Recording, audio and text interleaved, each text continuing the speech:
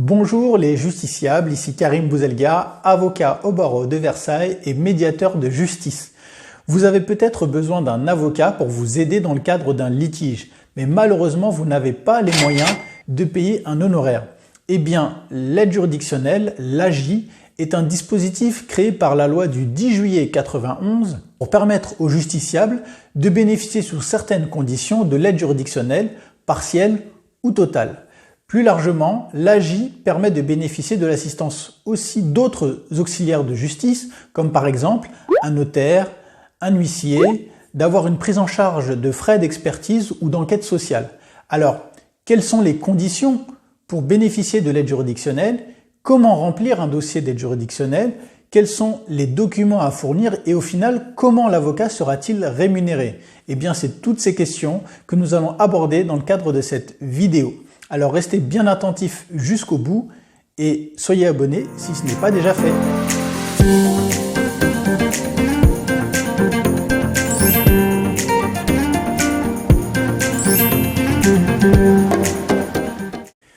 Alors les conditions à remplir, tout d'abord, il faut ne pas avoir d'assurance de protection juridique.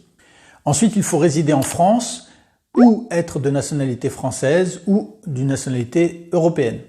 Et la condition principale, c'est surtout avoir des ressources et un patrimoine inférieur à un certain plafond. Alors par exemple, le barème 2022, pour avoir l'aide juridictionnelle totale, il faut avoir un revenu inférieur à 965 € par mois. Pour avoir une aide juridictionnelle partielle à 25%, il faut avoir un revenu inférieur à 1450 € par mois. Alors ensuite, les documents à fournir. D'abord, vous devez compléter le CERFA de demande d'aide juridictionnelle. C'est un CERFA qui est relativement simple à compléter. En première page, vous allez compléter votre identité, votre nom, prénom, date et lieu de naissance. En page numéro 2, vous allez cocher la case qui correspond à votre procédure. Est-ce que c'est une procédure pénale? Est-ce que c'est une procédure civile? Puis, vous allez préciser votre situation familiale. En page numéro 3, vous allez compléter avec votre adresse, votre profession. Et en bas de la page numéro 3, vous avez un certain nombre de catégories particulières qui ont droit à l'aide juridictionnelle automatiquement, sans condition de ressources. C'est par exemple le cas des victimes en matière criminelle, les victimes de viol, de tentatives de meurtre, d'assassinat par exemple. Elles ont l'aide juridictionnelle automatique de plein droit. Il y a également les demandeurs d'asile qui ont aussi droit à l'aide juridictionnelle, sans condition de ressources. Ensuite, en page numéro 4, là vous allez préciser quelles sont vos ressources, votre épargne, votre patrimoine. En page numéro 5, vous allez compléter les éléments qui concernent votre affaire, la date de convocation, le tribunal compétent, le nom de votre adversaire par exemple. Vous allez préciser aussi si vous avez choisi un avocat ou bien si vous souhaitez que le bureau d'aide juridictionnelle désigne un avocat d'office. Ça peut être également le cas pour une désignation d'un huissier ou d'un notaire. En page numéro 6, vous allez finir avec la précision que vous n'avez pas d'assurance de protection juridique. Et enfin, vous allez signer dans l'encadré attestation sur l'honneur, attestant que l'ensemble des informations que vous avez mentionnées sont exactes. Alors une fois que vous avez complété le CERFA, vous allez compléter avec la liste des autres documents à fournir. Premier document, c'est la demande d'intervention auprès de votre assurance habitation. Vous devez vous assurer que votre assurance habitation ne prend pas en charge au titre de vos garanties les frais d'avocat en cas de procédure en justice. Donc votre assurance doit compléter un formulaire et indiquer qu'elle ne prend pas en charge les frais d'avocat. Ensuite, vous devez également produire la lettre d'acceptation de l'avocat. Si vous avez choisi un avocat, celui-ci devra remplir une lettre d'acceptation. Ensuite, vous complétez avec votre pièce d'identité un justificatif de domicile de moins de 3 mois. Si vous êtes hébergé ou si vous vivez avec d'autres personnes, votre hébergeant et les autres personnes vivant dans votre foyer doivent aussi fournir leur justificatif de revenus ainsi qu'une attestation d'hébergement. Vous complétez avec le livret de famille pour justifier des enfants à charge que vous avez, le dernier avis d'imposition, vos revenus sur les 6 derniers mois. donc bulletin de salaire, CAF, RSA, Pôle emploi, peu importe, vos revenus sur les 6 derniers mois. Et enfin, vous complétez avec la convocation au tribunal si vous avez reçu une convocation.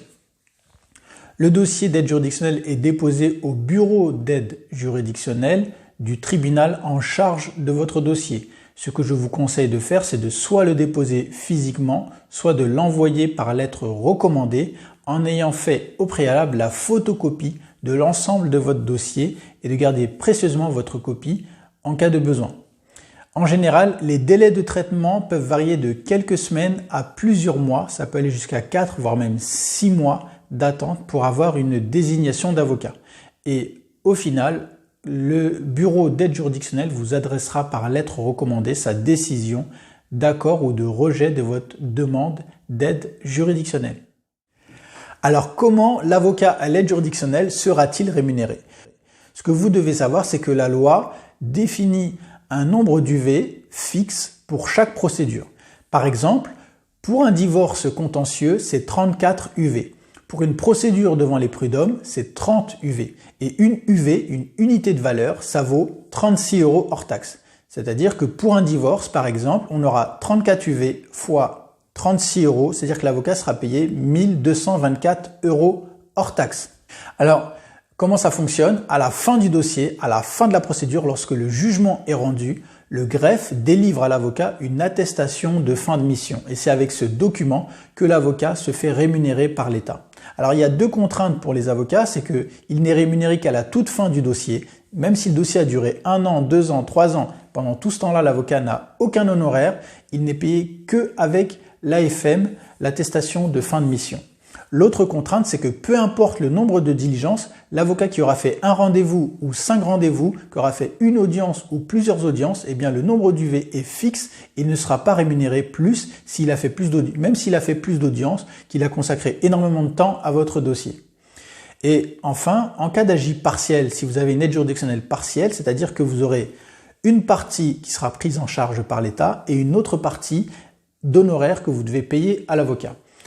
Eh bien, ce qu'il faut comprendre, c'est que l'AJ partiel, admettons que vous avez une AJ à 55%, eh bien, l'État ne prendra pas en charge 55% des honoraires.